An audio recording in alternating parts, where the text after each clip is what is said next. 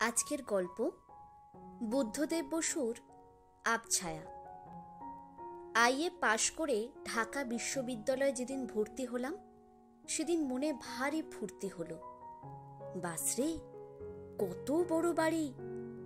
করিডোরের এক প্রান্তে দাঁড়ালে অন্য প্রান্ত ধু ধু করে। ঘরের পর ঘর, জমকালো আপিস, জমজমাট লাইব্রেরি, কমন রুমে ইজি চেয়ার, তাসের টেবিল, পিংপং, দেশ বিদেশের কত পত্রিকা। সেখানে ইচ্ছে মতো হল্লা, আড্ডা, ধূমপান সবই চলে। কেউ কিচ্ছু বলে না। কি যে ভালো লাগলো বলা যায় না। মনে হলো এতদিনে মানুষ হলুম, ভদ্রলোক হলুম। এত বড় একখানা ব্যাপার, যেখানে ডিন আছে, প্রভেস্ট আছে, স্টুয়ার্ড আছে, আরো কত কি আছে। যেখানে বেলা শেষে আধ মাইল রাস্তা হেঁটে টিউটোরিয়াল ক্লাস করতে হয়, তার উপরে মাঠে গিয়ে ডন কুস্তি না করলে জরিমানা হয়। যেখানে পার্সেন্টেজ রাখতে হয় না, অ্যানুয়াল পরীক্ষা দিতে হয় না। যেখানে আজ নাটক, কাল বক্তৃতা, পরশু গান বাজনা, কিছু না কিছু লেগেই আছে। রমনার আধখানা জুড়ে যে বিদ্যায়তন ছড়ানো, সেখানে আমারও কিছু অংশ আছে। এ কি কম কথা? অধ্যাপকরা দেখতে ভালো, ভালো জামা কাপড় পরেন। তাদের কথাবার্তার চালই অন্যরকম। সংস্কৃত যিনি পড়ান, তিনিও বিশুদ্ধ ইংরেজি বলেন।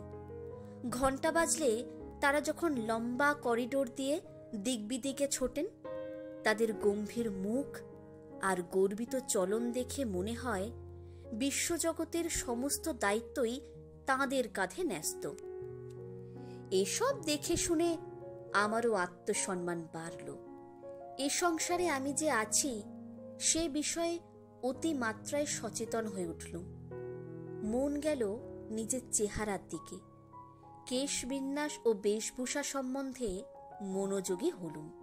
শার্ট ছেড়ে পাঞ্জাবি ধরলুম। সদ্যজাত দাড়ি গোফের উপর অকারণে ঘন ঘন খুর চালিয়ে 6 মাসের মধ্যেই মুখমণ্ডলে এমন শক্ত দাড়ি গজিয়ে তুললুম যে আজ পর্যন্ত কামাতে বসে চোখের জলে সেই সকর্মের প্রায়শ্চিত্ত করতে হয়।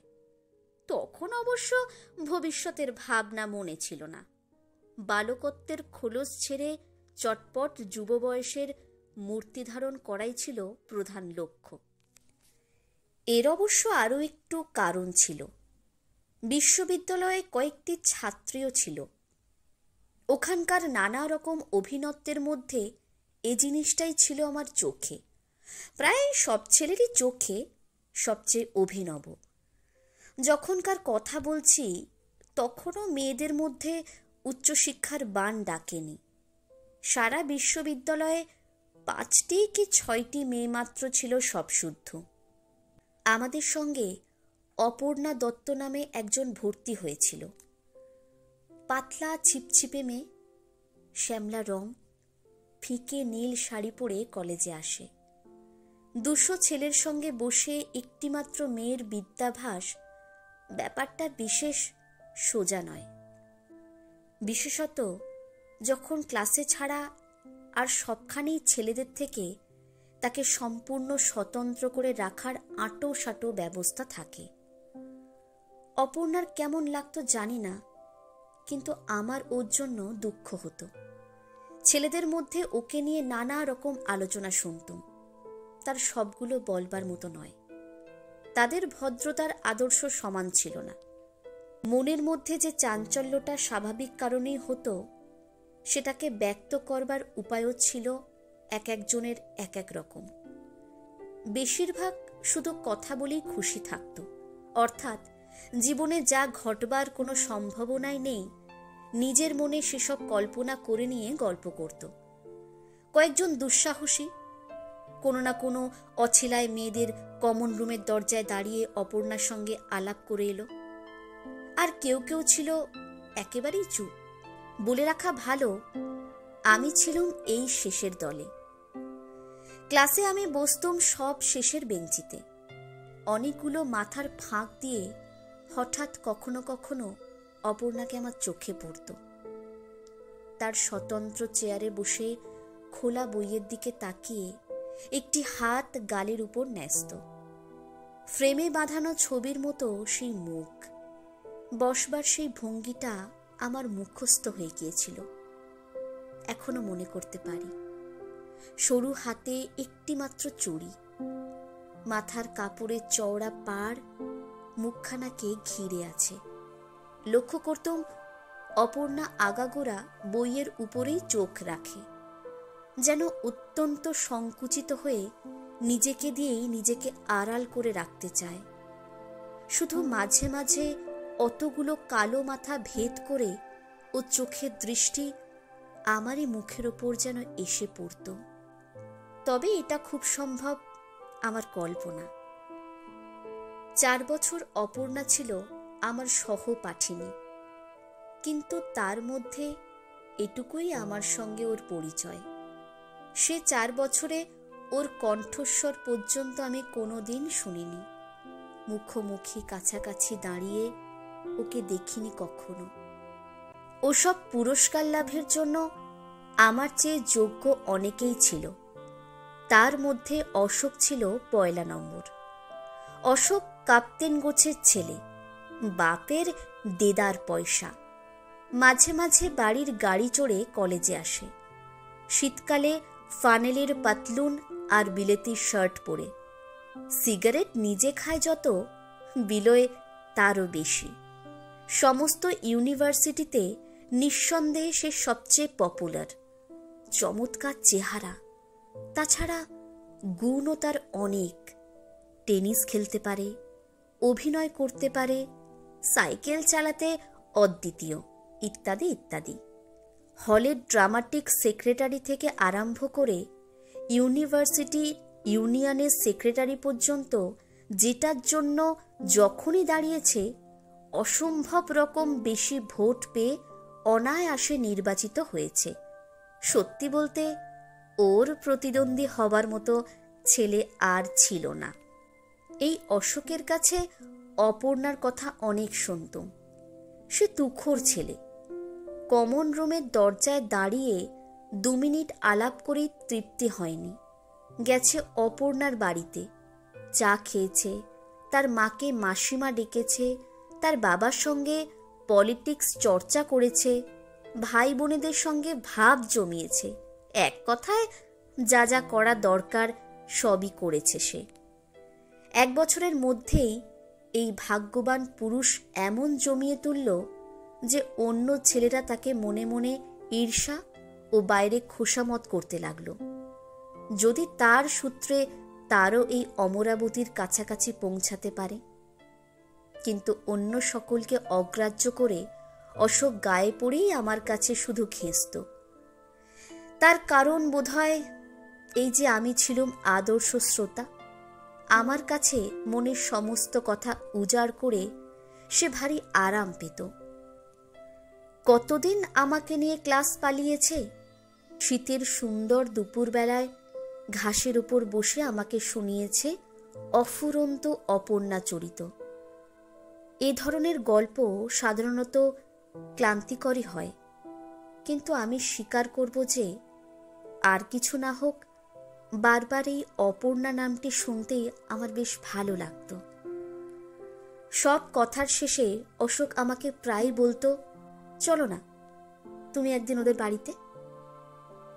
আমি বলতাম, পাগল, ও চায় তোমার সঙ্গে আলাপ করতে। ডক্টর করের সঙ্গে ও টিউটোরিয়াল করে, তিনি ওকে প্রায়ই বলেন কিনা তোমার কথা। এখানে লজ্জার সঙ্গে বলে রাখি যে লেখাপড়ায় বরাবরই আমি একটু ভালোর দিকে। আত্মীয়রা আশা রেখেছিলেন হোমরা চোমরা মস্ত চাকুরে হব, কিন্তু কিছুই হলো না। সামান্য মাস্টারি করে সংসারে টিকে আছি। অশোকের কথা আমি রাখিনি। একদিনও যাইনি ওর সঙ্গে অপর্ণার বাড়ি। অপর্ণার সঙ্গে আলাপ করার লোভ আমার ছিল না এমন অসম্ভব কথা আপনাদের বিশ্বাস করতে বলছি না, খুবই ছিল। কিন্তু অত্যন্ত লাজুক হলেও ভিতরে ভিতরে আমি ছিলাম গর্বিত। অশোকের মধ্যস্থতায় অপর্ণার সঙ্গে আলাপিত হওয়া আমার পক্ষে অসম্মান। আমি বা ওর চেয়ে কম কিসে? তাছাড়া ছাত্র জীবনের নানা রকমের কাজে ও অকাজে দিন ভরে আড্ডা আর রাত জেগে পড়ায় এত ব্যস্ত ছিলাম যে তার মধ্যে অপর্ণার কথা ভাবার খুব বেশি সময়ও ছিল না।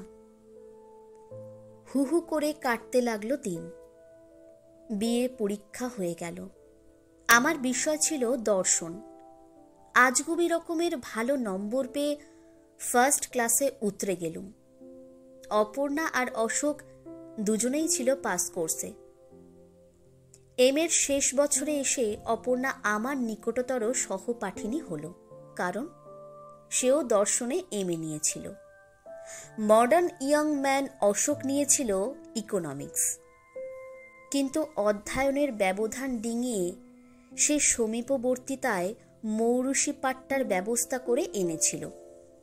একদিন খুব চুপি চুপি আমাকে বললে কথাটা, সবই ঠিকঠাক, এমএটা হয়ে গেলেই হয়। পাঠ্য বিষয়ের মধ্যে দর্শনের বাজার দর তখন থেকেই নামতে শুরু করেছে। সব শুধু আমরা 7 জন ছিলাম ক্লাসে, 6টি ছেলে ও 1টি মেয়ে। আলাপ করার সুযোগ ছিল অবারিত।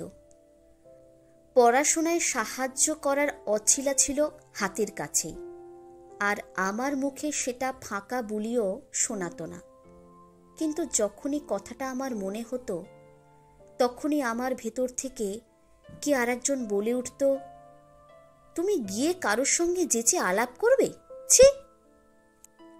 এদিকে অশোক আমাকে বড়ই পীড়াপিড়ি করতে লাগলো অপর্ণার বাড়ি যাবার জন্য। কাণ্ড দুর্বোধ্য ঠেকেছে অপর্ণার, আমার সাহায্য দরকার।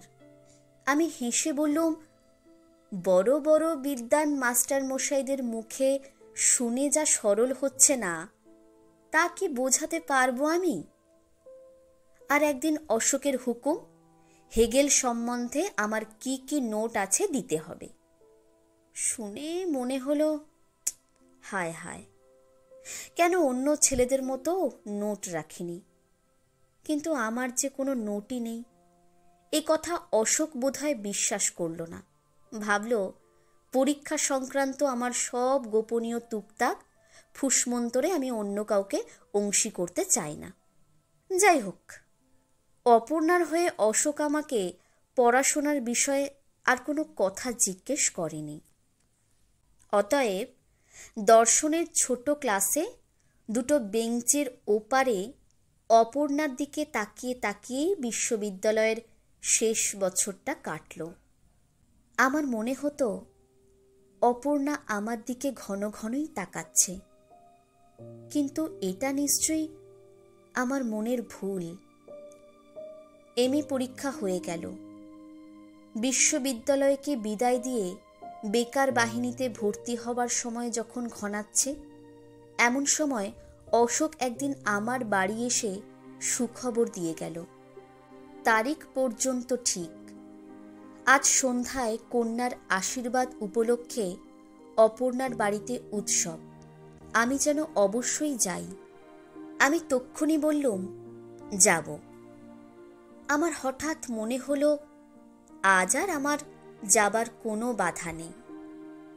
যদিও এতদিন যে কি বাধা ছিল তাও আমি জানি না। এই প্রথম আমি অপর্ণাকে কাছাকাছি দেখলুম, তার কথা শুনলুম, কিন্তু সেদিন তার সম্পূর্ণ অন্য মূর্তি। কপালে চন্দন, পরনে খয়েরি রঙের রেশমি শাড়ি, গা ভরা গয়না, চেনাই যায় না। যে ঘরটায় গিয়ে বসলুম সেখানে অনেক লোক, অধিকাংশই আমার অচেনা, সুতরাং জড়সড়ভাবে চুপ করে রইলুম। অশোক একসময় আমার কাছে এসে চুপি চুপি বললে, এখানে তোমার ভালো লাগছে না, না? বুঝতে পারছি, চলো আমার সঙ্গে। নিয়ে গেল আমাকে পাশের একটি ছোট্ট ঘরে। অপর্ণার পড়ার ঘর সেটা। চারিদিকে দর্শনের বই দেখে খানিকটা আরাম পেলাম। আমাকে বসেই অশোক যেন কোথায় অন্তর্হিত হলো। ভারী ব্যস্ত সে। একা বসে আমি একটি বইয়ের পাতা উল্টাতে লাগলুম।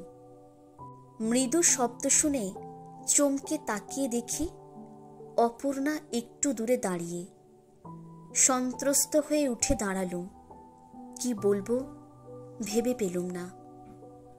অপর্ণাই প্রথমে কথা বললে। এতদিনে আপনি এলেন? আমি বললুম, আমার অভিনন্দন আপনাকে জানাই। এতদিন আসেননি কেন? আসেনি আসেনি তার মানে আশা হয়নি আর কি। অশোক আপনাকে বলেনি আসতে? বলেছে। আপনি কি ওর কথা বিশ্বাস করেননি? অবিশ্বাস করিনি, তবে তবে আমার সঙ্গে আলাপ করার আপনার ইচ্ছে হয়নি, এই তো। না না, ইচ্ছা হবে না কেন? অপর্ণা একটু মুচকি হেসে বললে, থাক, এখন আর ভদ্রতার কথা বলে কি লাভ, এখন তো আর সময় নেই। শেষের কথাটা শুনে হঠাৎ আমার বুকের ভেতরটা ধক করে উঠল। অপর্ণা আমার চোখের দিকে তাকিয়ে বললে, এই 4 বছরে অশোককে দিয়ে এতবার আপনাকে খবর পাঠালুম, একবার এলেন না? তারপর একটু চুপ করে থেকে ঈষৎ মাথা নেড়ে খুব নিচু গলায় বললে, কিচ্ছু বোঝেন না আপনি।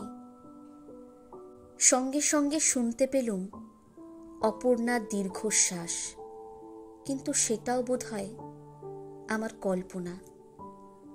বাড়ি ফিরে অনেক রাত অবধি ঘুমোতে পারলুম না। হয়তো তার একটা কারণ এই যে অন্যমনস্কভাবে ও বাড়িতে অত্যন্ত বেশি খেয়ে ফেলেছিলুম। শুয়ে শুয়ে অনেক কথা মনে হলো। অপর্ণার কথাগুলি বিষাক্ত পোকার মতো মগজের মধ্যে যেন কামড়ে ফিরছে। ভাবনাগুলো যেখান থেকেই শুরু হোক, খানিক পরে এক অন্ধ গলির সামনে এসে পড়ে। তারপর আর রাস্তা নেই। আমি যে কত বড় বোকা তা উপলব্ধি করে স্তম্ভিত হয়ে গেলুম। অন্ধকারে চোখ মেলে নিজের মনে বারবার বললুম, ও আমাকেই চেয়েছিল, আমাকেই চেয়েছিল। হয়তো এখনো। না না, এখন আর সময় নেই, আর সময় নেই। কয়েকদিন পরে অপর্ণার বিয়ে হয়ে গেল, আর আমি চলে এলুম কলকাতায় চাকরির চেষ্টায়। 10 বছর কেটে গেছে, আমি এখনো বিয়ে করিনি। তার কারণ আমার ক্ষীণ আয়ের উপর মা বাবা ভাই বোনের নির্ভর। আমি বিয়ে করলেই তাদের ভাগে কম পড়বে, অতএব এ বিষয়ে আমার উদাসীন থাকাই কর্তব্য। অশোক ঢুকেছিল ইনকাম ট্যাক্সে। এতদিনে নিশ্চয়ই অফিসার হয়েছে, হয়তো রংপুরে, হয়তো বরিশালে, হয়তো চাটগাঁয়ে হাকিমি করছে। আমার জীবন অত্যন্ত শান্ত ও নিয়মিত। কোনো আক্ষেপ, কোনো উচ্চাসা, কোনো কল্পনা নেই। দর্শন পড়ি ও পড়াই, নিছক বুদ্ধিবৃত্তির চর্চাকেই জীবনের একমাত্র সুখ বলে মেনে নিয়েছি। ভালোই আছি। শুধু মাঝে মাঝে অনেক রাত্রে সেই একটি করুণ শ্যামল মুখ আমার মনে পড়ে। সরু হাতে একটি মাত্র চুড়ি, নীল শাড়ির পাড় মাথাটিকে ঘিরেছে।